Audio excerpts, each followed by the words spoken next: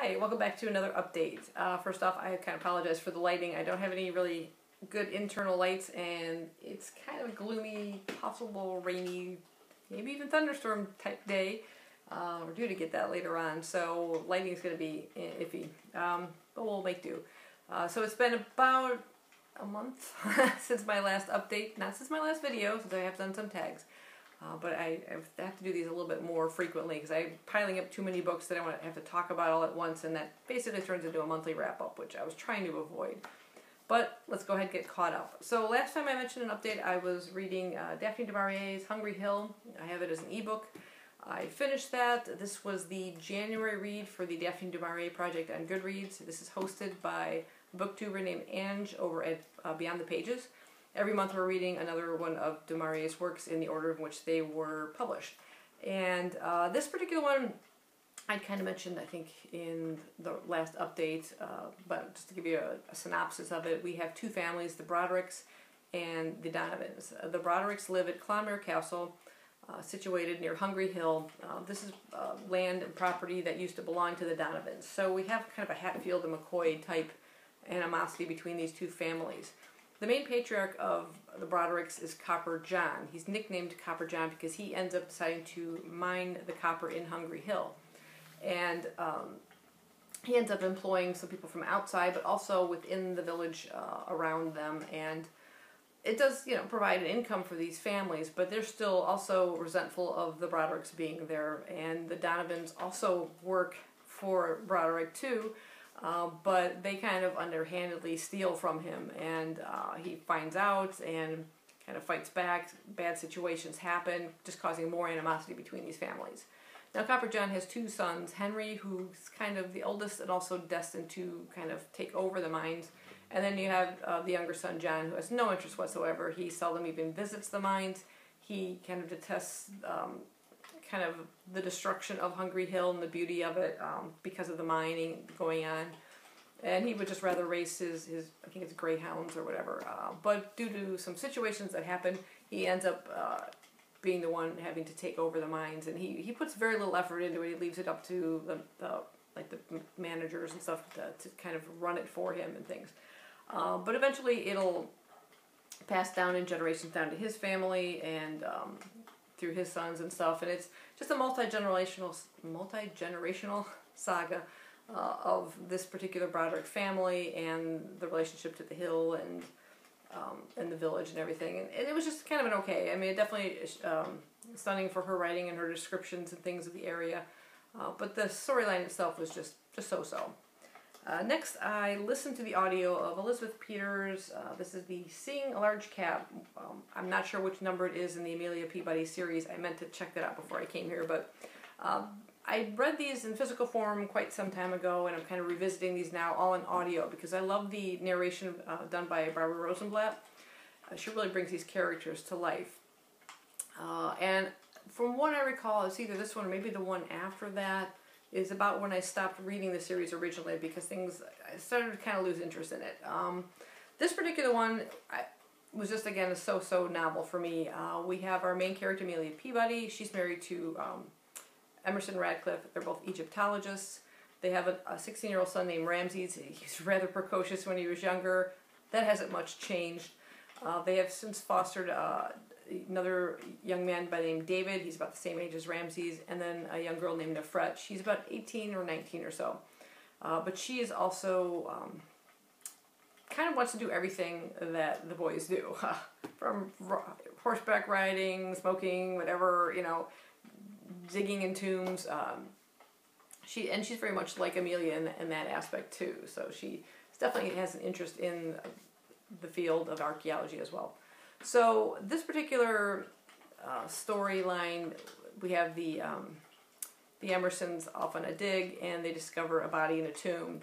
Now you wouldn't think that's unusual, except the fact that this one's a little fresher than the ones they're used to finding. So that's kind of the main mystery going through this. I won't go into details about that whole storyline. The one difference with these is generally the Amelia Peabody books are told from the first person perspective of Amelia. It's sort of her journals that have been discovered and are telling us this story of events happening around her. But because now the kids are getting older, things are taking place outside of her view. So to kind of tell us what like Ramsey is getting up to on his own, and along with David and Nefret, sometimes all three of them together, there is this new thing called Manuscript H that has been included with these journals, so to speak, of Amelia. So it's from Ramsey's point of view, and it's a bit jarring, I think, in this first one. It doesn't flow as well. I'm hoping it gets better, but I think that's what kind of turned me off. I didn't like that aspect of the story when it kind of switched to a different perspective or a different point of view. So we'll see how the rest of them go. And another book I finished this, I want to get a physical copy of this just for collection purposes, but I had to go with the audio first. This is Doctor Who Scratchmen. It says they're written by Tom Baker. It's also co-written by James Goss, the author of this particular Doctor Who book. And it's based on an idea created by Tom and his then companion, played by Ian Marter. I'm trying not to mix the names. Ian Marter played Harry Sullivan, and they came up with this idea for this particular character, Scratchman. It was meant to be something that perhaps it could be a movie version of Doctor Who, but it just never came to be, and that idea has been just kind of milling around, and Tom always wanted to kind of do something with it, so now he brought it in a novel format. And it features the fourth Doctor, who he played, along with Harry Sullivan and the other companion, Sarah Jane Smith, who was played by Elizabeth Sladen. Now, this particular one is narrated by Tom, which is fantastic. The only thing I wish would have happened is that both Ian and Elizabeth Sladen could have been part of that narration, but unfortunately both of them have passed away. So we get Tom's larger-than-life voice and character coming through the audio, which I thought was fantastic. That's the best part of it. The storyline features the Doctor and his companions kind of landing on this remote Scottish village. They all seem to be terrified in the village of something. They're very unfriendly towards our group here, kind of just not wanting them anywhere near them. And what we come to discover is that the village is being terrorized by these kind of living scarecrows. But there's an underlying other story going on. Some other being from another dimension. He goes by the name of Scratchman. It's basically like a devil character. And later on in the story, after the first kind of situation with the scarecrows is somewhat resolved, they're kind of pulled into like another place and are being terrorized. And this Scratchman character is trying to find whatever the Doctor's deepest fear is and subject him to his fear.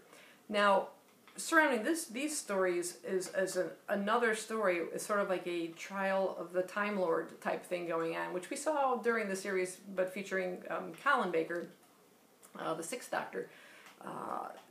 The Fourth Doctor is under trial by the Time Lords for situations that took place, and he's basically telling us the story of this village and these scarecrows and the Scratchmen and what he underwent and why he made these decisions that he did. And you know, if you know anything about Doctor Who, you know the Time Lords are very hands-off. They don't want any involvement in anything, and they don't like the fact that the Fourth Doctor kind of sticks his nose in the situation, although they're also very happy that he does, because he kind of helps save the universe and they don't have to do anything.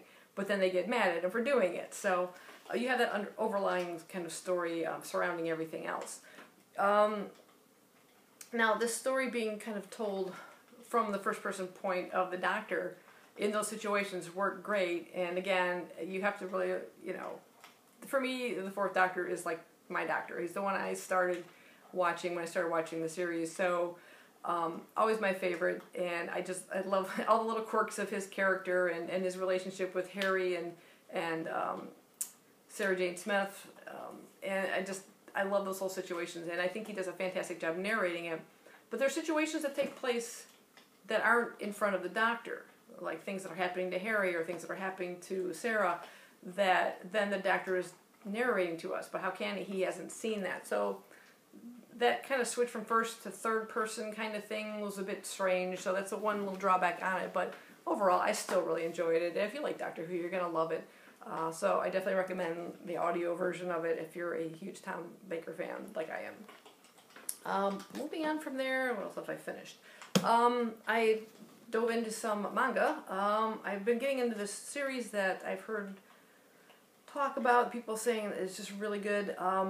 And this is called The Promised Neverland. I've knocked off the first 3 volumes in the series. I still have the tags on them. I have to actually return these or purchase them from work. I haven't decided yet. But that's volume 1, volume 2, and volume 3.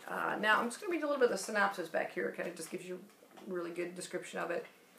So it says The Promised Neverland, Gracefield House, and that's Gracefield House. We have Emma, Norman, and Ray. Those are the main characters here. That's Emma, Norman, and Ray. Are the brightest kids at Gracefield House Orphanage. And under the care of the woman they refer to as Mom, all the kids have enjoyed a comfortable life. Good food, clean clothes, and the perfect environment to learn. What more could an orphan ask for? One day, though, Emma, Norman uncover the dark truth from the outside world they are forbidden from seeing. Now, I don't want to spoil anything about this series. The basic premise is what you just heard. There's this orphanage, and it is surrounded by a forest, and then around that forest is a wall with a gate. And the kids are allowed to play anywhere within these areas, but they're not to go to the gate. The gate, it's dangerous by the gate. That's all they know. Every day they're allowed to play and run, play tag. Norman is like the best at tag. Nobody can ever catch him or hide from him. He gets everybody. He's very smart. He's the smartest one. He gets the best test scores. They get tested every day. I forget how long the period is, but they do tests various things. I never see anything or any mention of when they're being instructed or learning anything, but there's always tests every day. And so Norman is the smartest. Emma is very athletic. She's also equally smart. And then you have Ray, who is a good match for Norman as well. So they're the 3 oldest in the group, and each kid is told that there is a home already awaiting them, and when it's, I guess, ready or whatever, or before they reach the age of 12, they will be sent to their new home. And periodically you see kids leaving, and they have a going away party for them or whatever, and then they're taken out through the gate. But again, no one's allowed to go near the gate. And then one day, one of their friends, I think it was Connie was their character, it's her turn to leave. She's leaving. She's still quite young, but her home is apparently ready for her, and she leaves, but she forgets her stuffed bunny. And Emma and Norman decide, I know they're not supposed to go to the gate, but they go, and they uncover something unbelievable. And that is like the whole premise of the story. What they uncover, the terror of it, and what they have to do next. And it is just amazing. When I uncovered what it was, I was just like, what? And it happens fairly quickly within the book. So you're off and rolling right away. The illustrations are quite lovely. The covers are fantastic. I mean, they're just so bright and colorful and detailed. And yet the stories within as well are also, I can't show you that. Spoilers. Let's see. These are the kids at their testing. So there's silence, and then you see them out running. Everyone's like one big gigantic family. They like to run a lot, so they get a lot of good exercise. They like I said, the games of tag. Again, running, hugging. They're just like one big huge family. But the story is just so good, and the cliffhanger left at the end of 3. I can't wait to dive in.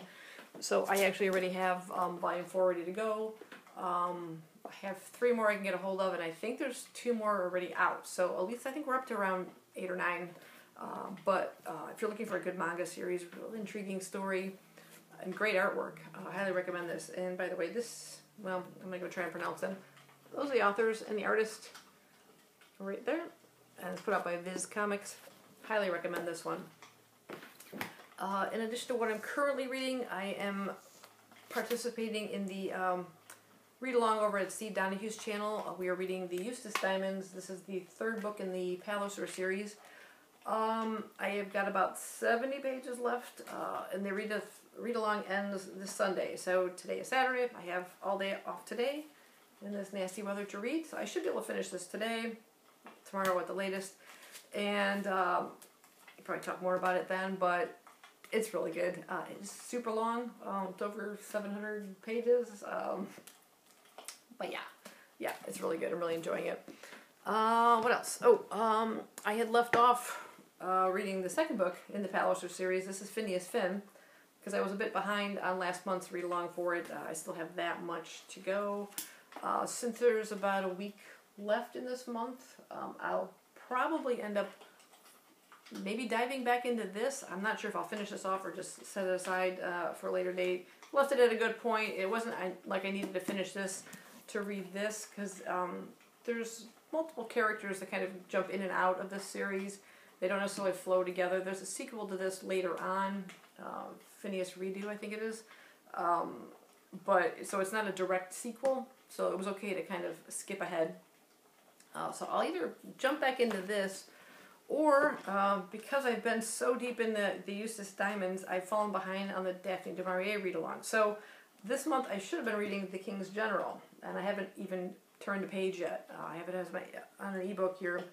So I'm debating what to do in this kind of free week I have before next month. Either finish this one off, or kind of try and make a big huge dent in this, because coming up in March, because Steve wants to kill us all, we're all reading Pride and Prejudice, and I made the big mistake of during a tag mentioning that I haven't read any Jane Austen.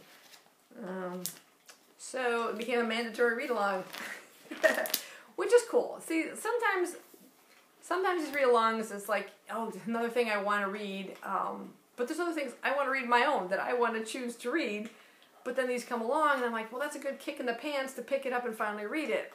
So I appreciate the kick in the pants, but I'm going to have to say no at some point and say, that's it, I got stuff I want to read that if I keep pushing back. We'll see when that happens. But anyway, so I do plan on reading Pride and Prejudice in March. So like I said, I want to either not fall too behind on the Du Maurier project, because if there's another book that'll be coming up for that in March, again, more pressure I don't need. But I want to read those. So we'll see what happens.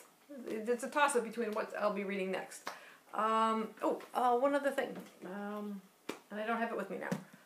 The audiobook. I'm listening to the 7.5 Deaths of Evelyn Hardcastle by Stuart Turton.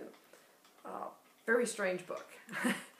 A guy wakes up in the forest in kind of dinner jacket, like he's been at some sort of party, with the name Anna on his lips. And then he sees a woman running through the forest being pursued by another man. He presumes that's Anna, and he starts calling after her. He doesn't really know who Anna is. Worse yet, he doesn't know who he is. He doesn't remember his name, how he got there, what happened to him, who Anna is, who's chasing him. And there's this totally twisted plot going on here that is super interesting, but also at times very confusing.